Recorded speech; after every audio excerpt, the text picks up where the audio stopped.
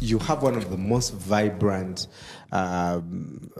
pages, for lack of a better word, as far as content is concerned. Next really pushes all out.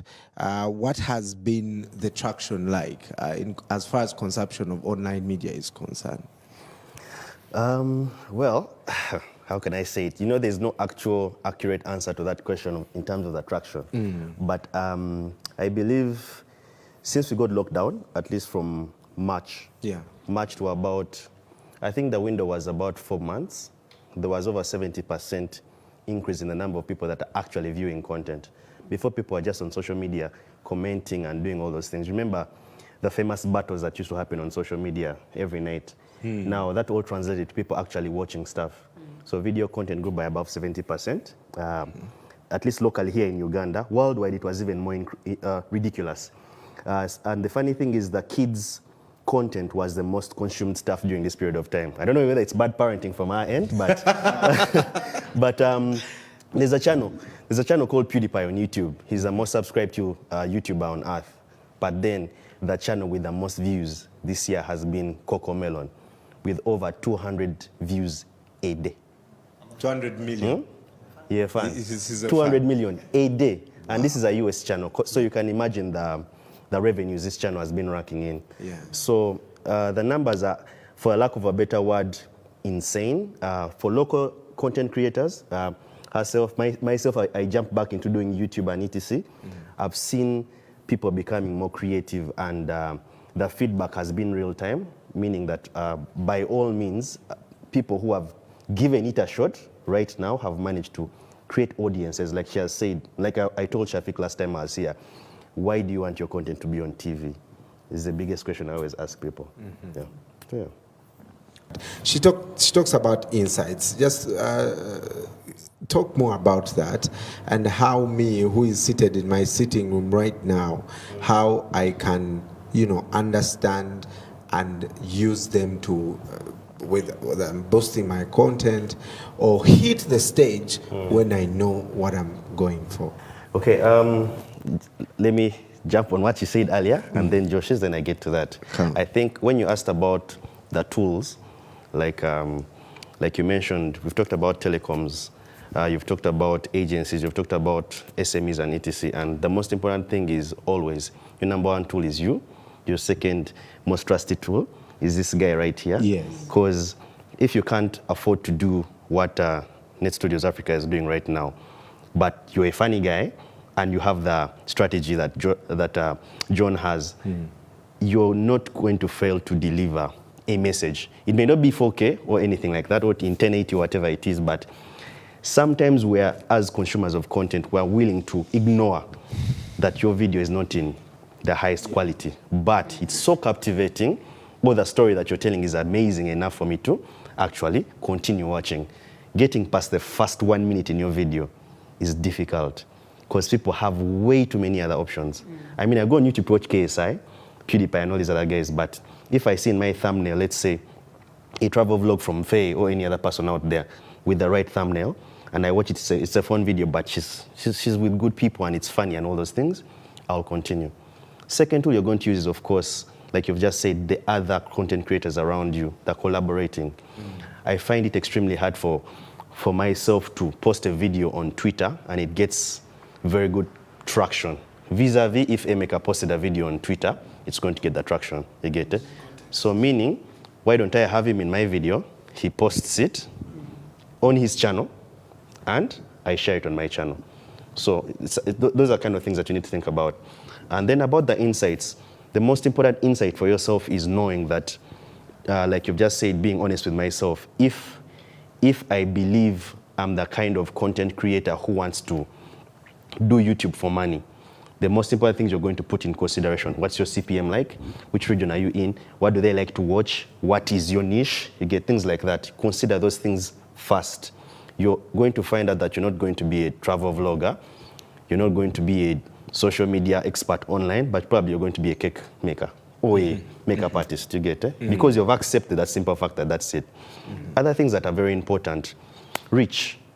Engagement is the most important thing right now, especially for video, because you're interacting directly. I find it very hard most YouTubers, almost content creators find it hard to shoot, edit, push out.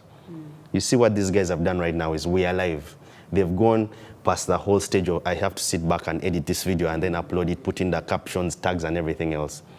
The way they've prepared it with the right hashtag and then the community that is surrounding them right now. Because I do a lot of monitoring. I'm obsessed with numbers. Facebook is working for them right now very well. And then some YouTube videos that are going to be posted for Filmhackers will work based on who is on that panel.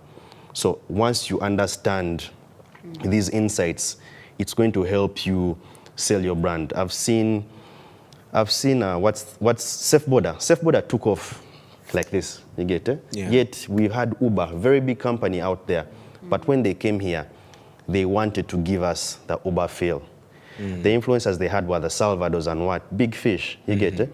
But Uber had this dude who is on Twitter, who has crazy number of followers on Twitter, who said he's the first Sserwada guy. And because I can relate to that dude, because I know borders are working, even the guy who says in Munyonyo, Kololo, etc. will use a border because he's seen them, but the beautiful thing they've done is they've given me a helmet.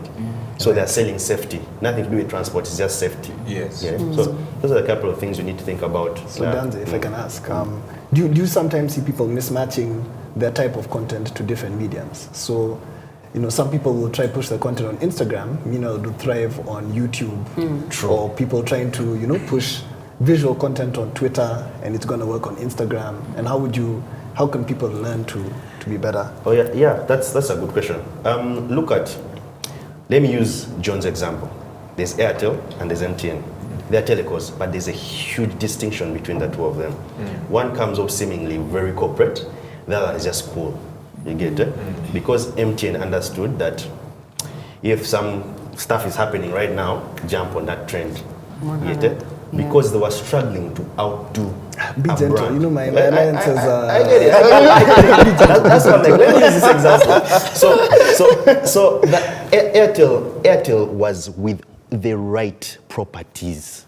Sports, Uganda Cranes and everything else, you get it? But then MTN was like, you know what, I can't beat them there. Let me beat them in conversation, you get it? So those are the things. When we get to platforms, I'll use myself as an example. Web has also said is everywhere. But remember what it says, niche. I will have an Instagram, Facebook, Twitter, YouTube and all those things. But if I'm posting a vlog on Twitter, I'm mad. Yes. But if I go to YouTube and I put a vlog, again about myself, I'm still mad. But if I had my vlog with my friends who are more interesting than me, if I had Bill there, I produced a show with Marcus and Gaetano, if they're in there, people are going to watch that vlog because I accepted the fact that I can create it, they'll give me the eyeballs. Another thing about platforms is most people assume that when they think about video, they think YouTube, Instagram. Unfortunately, within the years that are coming, it's going to be the number one platform fast for video. They are slowly giving you 30, 1 minute, 4 minutes. They're going to let you stream an entire, you saw Snoop Dogg and DMX do a whole 4 hours show, just beatbox to get it. So, end of the day, find out about that platform first. Is your target audience on that platform? Then is your content suitable for that platform? The rest of the other stuff, you can pay for it to make it happen. Otherwise, most times it just won't work. And then again, for the brands, for agencies, design for platforms. Don't get the TVC, remove video, and the audio goes on radio. It's very distracting and weird. You get it? It's cost cut. It is. It really is. Just to add. The pulse was the finger on the pulse fully on TikTok, and there's gonna be something else in the next, who knows, 2 months. So I say, invest in this free real estate. It'll be worth your while, and enjoy the journey. John, how many TikTok users do you have? I haven't, but they don't share their numbers, unfortunately. Yet. Actually, what I do to find out that is most times I go on who locally is the biggest there. and then I figure out what their numbers are, and then most times I find out is it male or female, and then eventually somehow you can get it's rudimentary because now for TikTok I just went to Linda Danze's account. Yes. You get it? And I just figured, but what he has just said is important. Even you as an advertiser, as an agency man, as the big influencer, you have a cap. There's a younger person out there. Snapchat, TikTok, me, over my head.